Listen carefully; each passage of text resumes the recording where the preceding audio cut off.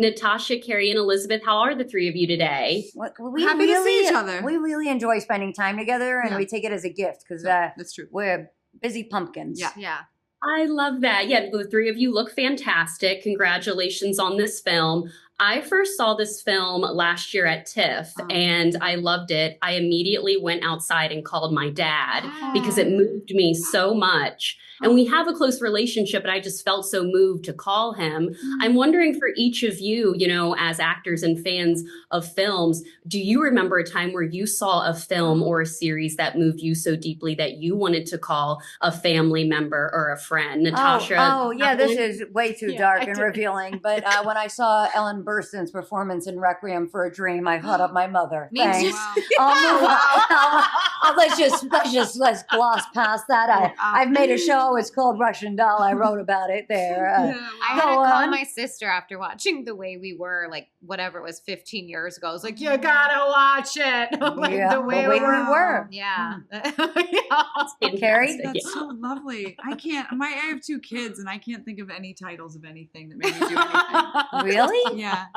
But, you're like, I watch Paddington kids movies. too. Yeah, that's what I've I'm never doing. seen it, but I hear it's terrific. I'm watching a lot of Universal monster movies right now. Oh, that's cool. Yeah, it's great. though. The kids That's love a it. fun deep dive. Yeah, it's good. Yeah, there you go. That's fun. Well, I love the editing and the cinematography in the film. I felt like it was a huge part of the storytelling. There's close-ups on your face, and then towards the end, we see all three of you together. I'm curious, since most of the film is set within the four walls of the New York City apartment, did that kind of help create the tension between the sisters and also develop the chemistry that you guys had? Carrie, did that help?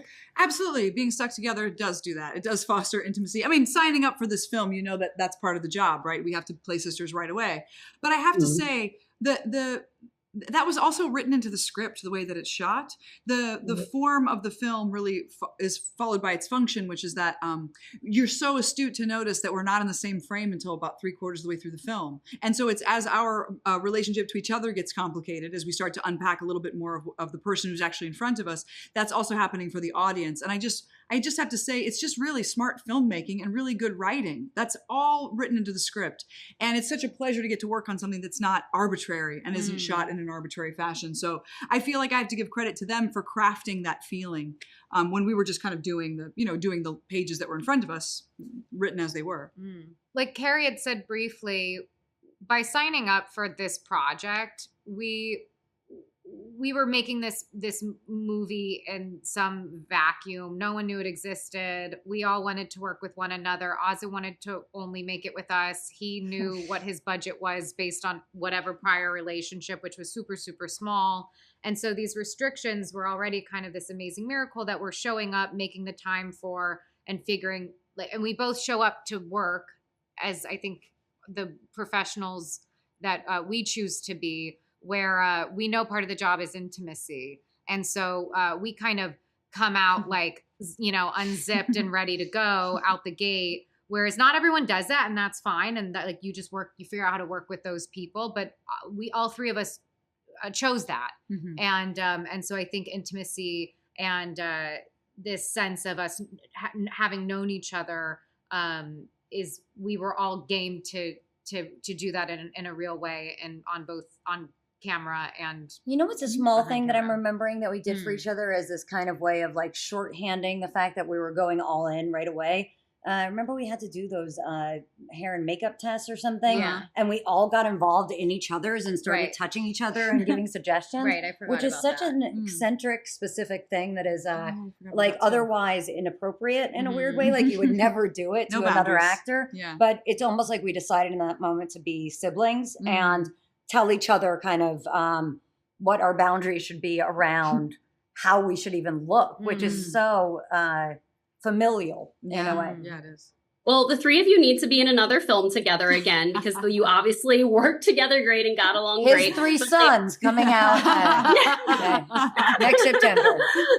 Well, they are wrapping me. Congratulations to the three of you. Carrie, I have to say The Leftovers is one of the best series of all time. Thank you. Those are special fans, those Leftovers. They're the only people who ever recognize me are Leftovers fans. And Natasha, my dad and I watch Poker Face together. We love that series. Thanks. We're shooting now. We're almost halfway through. And Lizzie, Love and Death, one of your best performances to So date. good. I'm a huge fan of the three of you and really appreciate the time today. Thank you so much. Today. Really appreciate Thank you, that. ladies. Thank Bye. you. So congratulations on this film. I first saw this film at TIFF last year.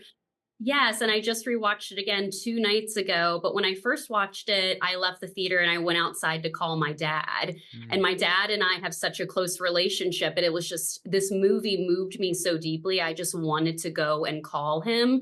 So it made me think, you know, for you as a director, have you ever watched a film or a series that really emotionally moved you where you wanted to call a family member after? And what film was it? Oh, that's such a good question. That is such a great question because I feel like there's been so many, there's really been so many films. I mean, I should say that my father is a filmmaker, my mother is an artist. So just we watch films was our part of our communication. So sometimes there'll be as simple as seeing a film, like if I see La La Land or King of Comedy or some of these movies that we watch so much in the house, or Popeye, Robert Altman's Popeye is something like Forever He Needs Me, the way Shelley Duvall singing that is very, very connected to my mom. And so if I see that, I will do everything I can to reach out to her and say, like, I feel her in that performance and in that song in particular. Oh, I love that. I love Popeye too. What a cool story. Well, I love that the cinematography and the way you shot the film really tells the story as well. And I noticed specifically the second time around, it seemed like we had some single shots of all of the daughters' faces. And then later on, that's when we start to see more of them in the frame together. Talk about that and just how your editing style and the cinematography played a big part, you know, since it is primarily shot within the 4 walls of the New York City apartment. Yeah, so I'm so glad you saw that. That was a huge part of this. So Sam Levy, who shot the film, we live nearby. We were able to start this conversation very early. He's somebody that I've seen work with space in such a beautiful way, whether it's, you know, Lady Bird or Wendy and Lucy. And then I saw Nathaniel, the stand-up that he had shot, which is and it's so specific on how the lighting and what the framing of that. And so it really felt like, oh, Sam understands what I want, which is like the separation, to feel the separation between between the sisters, whether they're inches away or not, and then make a very specific decision about when they actually start sharing frames and with who and why do they start sharing frames. So that was a conversation. It felt like one of the things that we could really take advantage of and bring this story away from being such a stage play feeling to like what film can afford, which is isolation and connection. Did you always have Carrie and Elizabeth and Natasha in mind for these 3 daughters, you know, when you were writing the story? Yeah, I mean, Wow. I would say that halfway through the first draft of the script, I started realizing that I was not only picturing them, but I was really hearing their voices. There's so much of this film was written with a certain rhythm in mind, which is why I also decided to edit the film, which I don't usually do. But I was chasing after a certain rhythm that I felt these actors, and I also wrote it for Giovanna Depo also in mind. So I was able to send them the script once I felt like it was in a good place. They all responded well.